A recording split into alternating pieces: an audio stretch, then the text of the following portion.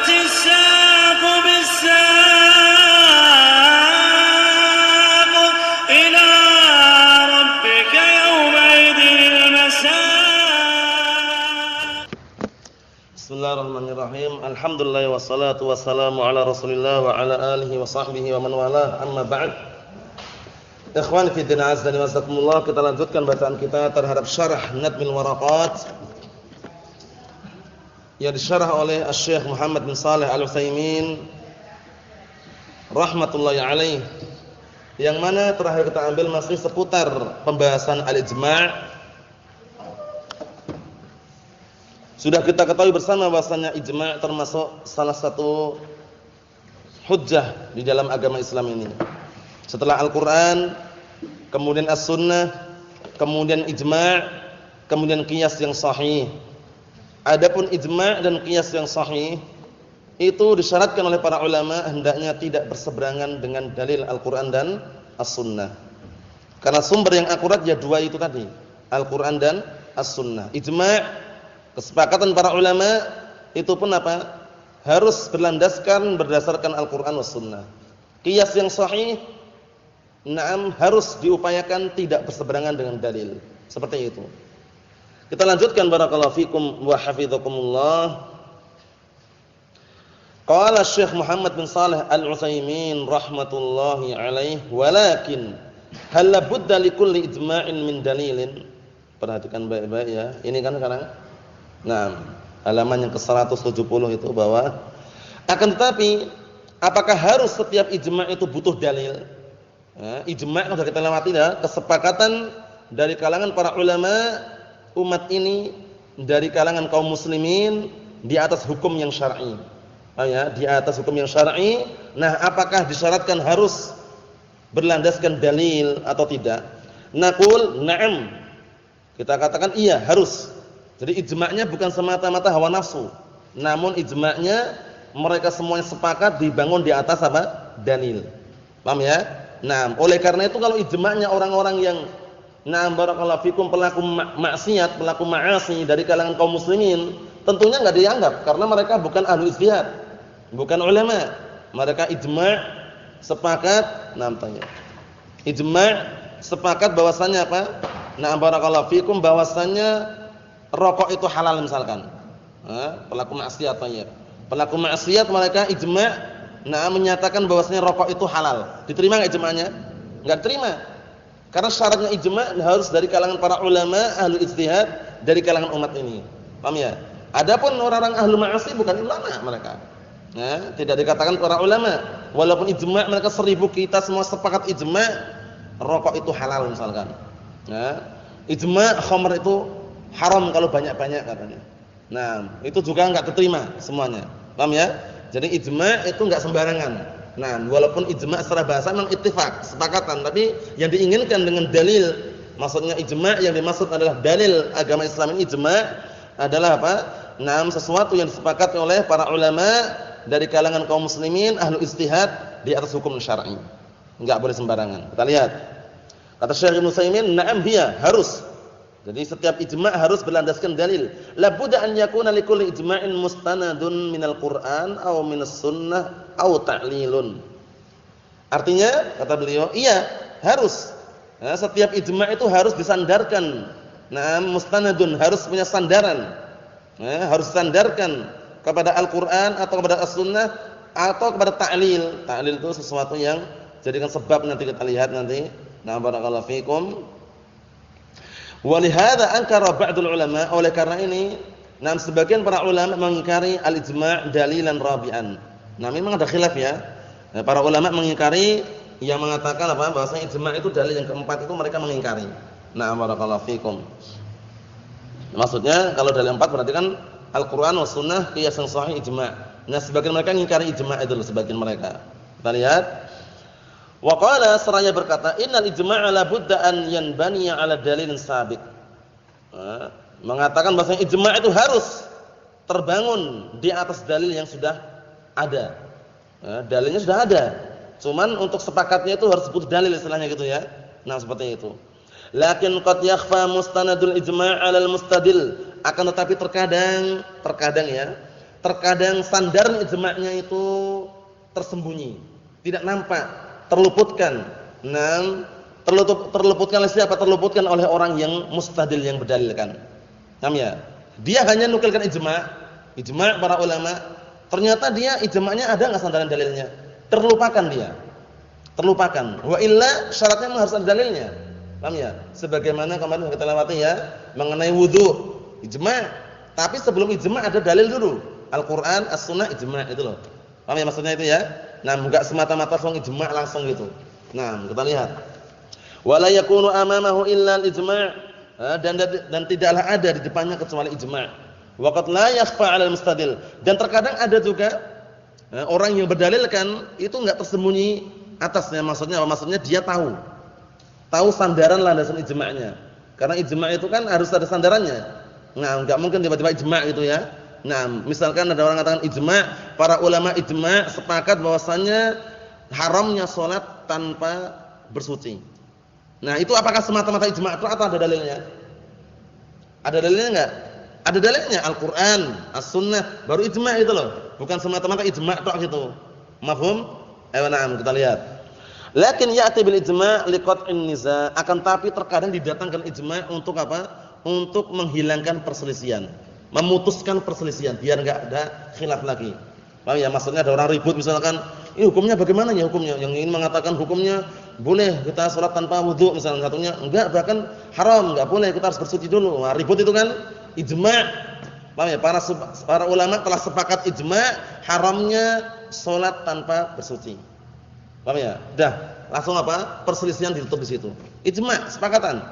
Nah, kita lihat, yakni masalan ayatul Qur'an ajma'u ala anna ma'naha kadza wa kadza. Maksudnya adalah sebagai contoh, satu ayat dari Al-Qur'an, yang mereka bersepakat ijma' bahwasanya makna ayat tersebut seperti ini dan seperti ini. Paham ya? Jadi satu ayat ditafsirkan oleh al-tafsir, nah dijelaskan maknanya seperti ini. Nah, mereka sepakat ijma' bahwasanya makna ayat ini adalah seperti ini. Paham ya? Seperti itu. Nah, namun ijma' dari kalangan para ulama yang apa? Yang mundhabit ya, yang ijma'nya dianggap itu enggak sembarang ulama. Seperti masalah apa? Masalah lamastumun nisa. Masalah lamastumun nisa. Lamasa di situ apakah maknanya adalah lamasa secara zahir secara bahasa atau maknanya jamaah? Itu para ulama berselisih, tapi yang menyelisih dari kalangan orang-orang yang barakallahu fikum, orang-orang yang apa? Yang tidak mapan di dalam apa? Beristidlal. Tapi para ulama ahli sunnah sepakat ijma', makna lamasa adalah jamaah. Maksudnya membatalkan wudu itu bukan semata-mata menyentuh wanita tapi berhubungan badan. Paham ya? Dan karena kalau antum artikan terjemahan secara bahasa artinya atau kalian menyentuh para wanita, menyentuh sudah batal wudunya. Disyariatkan untuk bersuci. Padahal keliru enggak itu? Keliru, yang benar menyentuh atau bukan? Bukan. Ijma'. Para ulama ahli sunnah wal jamaah. Nah, para ulama mufassirun ijma' sepakat bahwasanya maknanya adalah apa? Adalah lamasa ay jamaah. Jadi perlu perhatikan ya, walaupun sebagian orang sufi kadang sentuhan ini batal wudunya kan? Karena dia memaknakan ayat tadi itu lamastum artinya bersentuhan. Memang secara bahasa maknanya itu. Secara bahasa, anu buka kamus ya bersentuhan, saling bersentuhan. Tapi yang diinginkan lamasa di situ sebutkan ahli tafsir adalah jamaah. Yang membatalkan wudu itu adalah apabila berhubungan badan. Apa maksudnya ya? Jadi kalau cuma bersentuhan, sengaja atau enggak sengaja, enggak batal. Paham ya? Mahramnya atau bukan mahramnya juga enggak batal. Cuman kalau bukan mahramnya kan enggak boleh kita aja. Cuman enggak batal wudunya itu loh. Paham maksudnya ya? Nah, kita lihat. Na'am wa fihi ihtimalun, dan di dalamnya masih ada ihtimal kemungkinan yang lain. Wa idza qulna, dan apabila kita katakan inna ma'naha kadza wa kadza bil ijma', jika kita katakan bahwasanya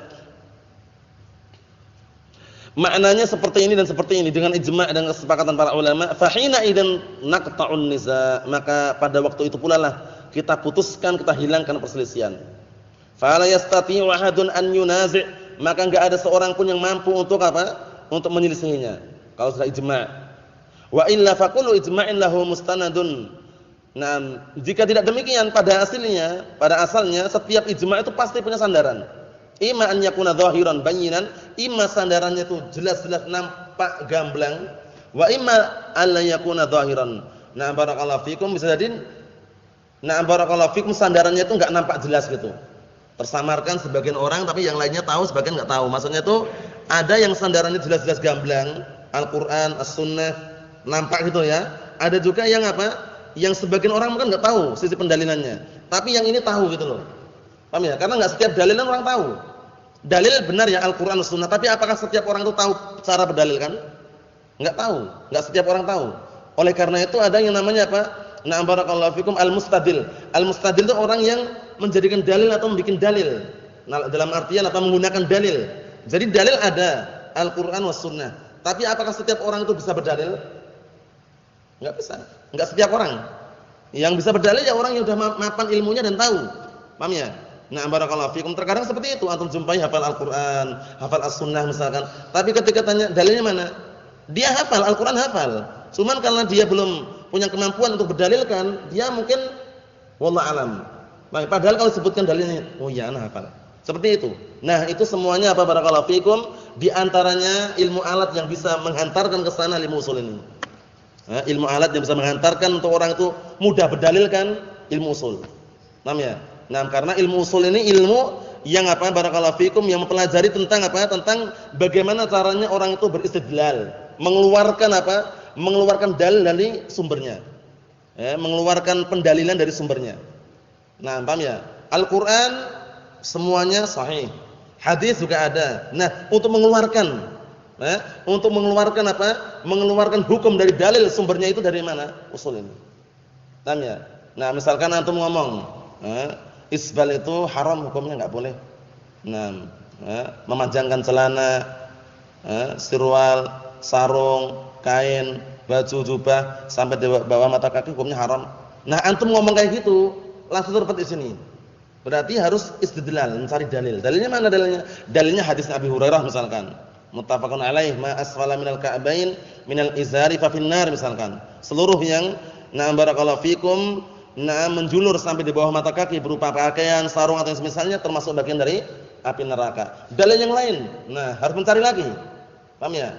Karena dicocokkan dengan apa yang antum sampaikan. Itu namanya apa? Namanya berdalil. Paham ya? Jadi orang berdalil itu enggak setiap orang bisa itu ya. Dengan pengalaman dan juga pelajaran yang dia pelajari akan bisa. Nah, bukan berarti dia belum hafal dalilnya. Dalilnya sudah hafal. Al-Qur'an sudah hafal. Hadis juga banyak yang dia hafal. Tapi untuk mengeluarkan hukum dari dalil itu kan butuh pelajaran. Paham ya? Nah, dulu mungkin kami atau kalian juga pernah merasakan, dalam artian dulu belum tahu dalilnya, ternyata setelah tahu bisa berdalilkan. Ini enggak boleh haram, dalilnya ini dalilnya. Pas gitu loh. Tapi kalau orang yang enggak paham nanti keliru. Dalilnya mana bahwasanya isbal itu haram, dalilnya adalah innamal a'malu binniyat. Oh ya, innamal a'malu binniyat. Itu benar dalilnya, cuman dia keliru dalam beristidlal. Keliru dalam mengambil dalil dan berdalil. Dalilnya benar enggak tadi? Sahih enggak dalilnya? Sahih, cuman dia keliru dalam meletakkan dalil. Paham ya? Ikhtilat itu boleh kok, ikhtilat campur baur laki-laki dan wanita itu enggak masalah, biar kita saling mengenal katanya. Lah dalilnya mana? Dalilnya dalam surat Al-Hujurat. Ya ayyuhan nasu inna khalaqnakum min dzakarin wa untha wa ja'alnakum syu'uban wa qabaila lita'arafu katanya. Artinya apa artinya? Wahai segenap manusia, kami telah menciptakan barakallahu fikum, kalian ada yang laki-laki ada yang perempuan. Dan kami jadikan kalian itu berbangsa-bangsa, bersuku-suku, tujuannya agar kalian saling mengenal katanya. Lah bagaimana kita kenal kalau enggak pernah ketemu? Akhirnya diperbolehkan ikhtilat, ketemu, salam-salaman, kenalan. Paham ya? Ayatnya sahihah enggak ayatnya?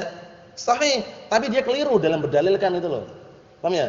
Jadi seperti itu perlu diperhatikan barakallahu fikum. Nah, mempelajari ilmu usul ini bukan sembarangan. Ilmu usul ini ilmu alat, namun penting. Fungsinya adalah untuk melatih seseorang agar bisa beristidlal. Nah, bisa berdalil, mengambil hukum dari dalil yang sumber aslinya.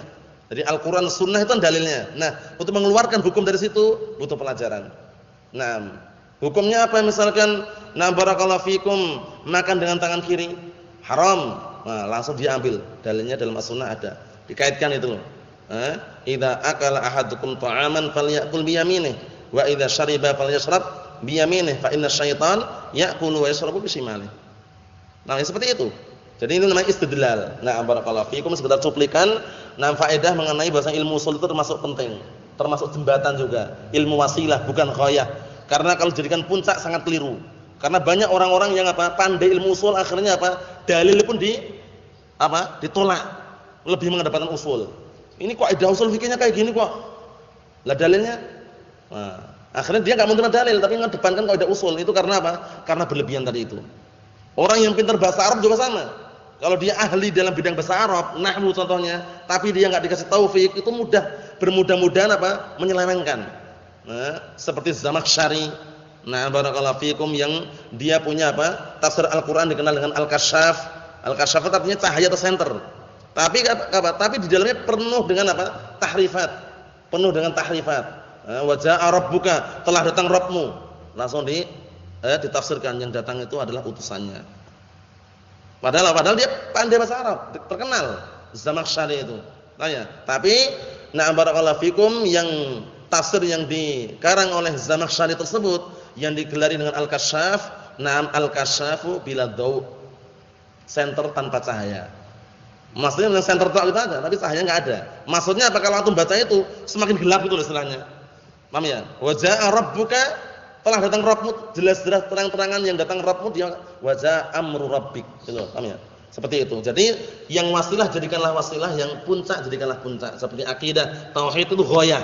Tapi kalau bahasa Arab, usul atau semisalnya itu wasilah, jembatan agar kita bisa memahami Al-Qur'an Sunnah dengan tepat dan sempurna. Itu aja. Kita lanjutkan barakallahu fikum hafizakumullah dikit lagi.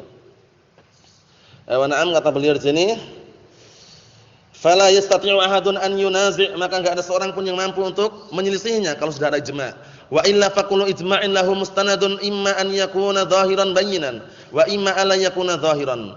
Kata beliau, bisa barakallahu fikum kata beliau, wa illa, jika tidak demikian pada asalnya, setiap ijma' itu punya sandaran, baik sandarannya nampak ataupun tidak nampak. Paham ya? Nampak jelas gamblang ataupun tidak nampak, tidak nampaknya atas sebagian orang. Seperti itu. Kita lihat mas'alatun, satu permasalahan lagi. Wa idza kana mustanadul ijma' dhahiran bayyinan. Sekarang kalau sandaran ijma'nya itu sangat nampak dan jelas dan gamblang, hal na'dilu an hadzal mustanad wa nahtajju bil ijma' aw nahtajju bil mustanad. Nah, sekarang gini. Kalau seandainya yang jadikan sandaran ijma' itu jelas dan nampak, apakah boleh kita menyamakan, disetarakan, ditimbang, disamakan dengan apa? Dengan sandaran ijma' tersebut, kemudian kita berhujjah dengan ijma', atau langsung berhujjah dengan sandarannya? Sandaran ijma' apa? Al-Qur'an dan As-Sunnah. Ijma' sendiri hujjah bukan? Hujjah, tapi harus ada sandarannya. Nah, boleh enggak kita berhujjah dengan ijma' langsung tanpa sandaran ijma'nya? Maksudnya ijma' disyaratkan harus ada sandarannya. Sandarannya dari mana? Al-Qur'an dan As-Sunnah. Boleh enggak kita berhujjah dengan ijma' tok? Atau lebih mengedepankan apa? Berhujjah dengan mustanad sandaran ijma'nya. Berarti kalau sandaran ijma'nya Al-Qur'an Sunnah gitu loh. Paham belum? Nah, kalau ijma'nya itu butuh sandaran. Sandarannya apa? Al-Qur'an Sunnah. Nah, kita kalau barakallahu fikum berhujjah dengan ijma'nya langsung atau dengan sandarannya langsung, atau bagaimana?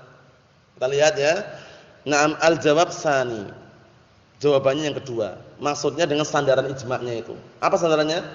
Al-Qur'an Sunnah. Jadi ambil dulu Al-Qur'an, As-Sunnah, baru ijma' dinukilkan itu loh. Kalau ada dalilnya seperti itu, jangan dalilnya mana ijma' langsung gitu. Kalau ada dalilnya qala Allah, qala Rasul, ijma' para ulama. Tambah kuat lagi. Qala Allah udah kuat, qala Rasul tambah kuat lagi, ijma' para ulama. Tambah kuat enggak? Tambah kuat. Jangan langsung dalil mana? Ijma' para ulama bahwasanya salat 5 waktu adalah wajib. Nah, itu bisa. Cuman kan ada apa? Ada yang lebih akurat, itu sandaran ijma' itu, Al-Qur'an dan As-Sunnah. Paham maksudnya ya? Nah, seperti itu. Nah, kata beliau, al-jawab as-tsani, nahtajju bil mustanad. Nah, kita berhujjah dengan yang jadikan sandaran tersebut. Li'anna hadza huwal aula, dikarenakan itulah yang pantas dan yang lebih afdal. Fa idza kana al-ijma'u ustunida ila sunnatin. Dan apabila ijma' itu sandarkan kepada as-sunnah, falaysa hunaka hajatun ila an nahtajja bil ijma'. Maka di sana enggak perlu lagi kita berhujjah dengan ijma'. kecuali dalam rangka apa? Penyempurna saja. Karena antum cukup qala Allah Ta'ala fi kitabil karim wa qala Rasulullah sallallahu alaihi wasallam. Cukup enggak gitu? Cukup. Kalau mau disempurnakan lagi tambahan dan para ulama ijma' sepakat. Berarti kan kuat lagi. Apalagi ada kias lagi. Dan ini pun juga masuk dalamnya kias yang sahih. Empat-empatnya disebutkan. Wa illa pada asalnya bagaimana? Dua tadi cukup, Al-Qur'an dan As-Sunnah. Kita lihat. Fa innam kata beliau, "Falaisa hunaka hajatun ila an nahtajja bil ijma'. Fa indana as-sunnah lakin qad nahtaju ilaihi liqat'in niza'." Nah, maksudnya kita ini di sisi kita ada as-sunnah, ada as-sunnah sehingga enggak butuh kita menukilkan ijma' pada asalnya. Kecuali apa? Kecuali qad nahtaju ilaihi liqat'in niza'. Kecuali memang terkadang akan tetapi kita terkadang butuh kepada ijma' untuk apa? Untuk menghilangkan perselisihan tadi. Masih berselisih dia. Setelah kita katakan ijma', para ulama sepakat. Para ulama mengatakan bahwasanya ini adalah haram. Udah ijma'. Enggak ada satupun yang mampu lagi untuk menyelisihinya. Kalau dia paham masalah sandaran ijma' tadi itu. Paham ya? Seperti itu. Na'am barakallahu fikum. Tapi kalau misalkan kita berhujjah langsung Al-Qur'an, As-Sunnah tanpa nukilkan ijma' ya enggak masalah itu loh. Karena justru apa? Justru akurat kuat. Karena ijma' aja apa? Disyaratkan harus apa tadi? Harus mustanadnya apa? Al-Qur'an Sunnah. Lah kita langsung ngambil mustanadnya itu loh. Langsung kita berhujjah dengan mustanadnya itu Al-Qur'an Sunnah. Lebih kuat kan? Seperti itu. Nah, barakallahu fikum. Adapun yang berikutnya insyaallah taala kita tunda pada pertemuan yang akan datang masih seputar ijma'. Nah, barakallahu fikum, ijma' yang dianggap dan ijma' yang tidak dianggap. Nasallahu an yusabbitana al-kitab was sunnah hatta nalqah walhamdulillahirabbil alamin.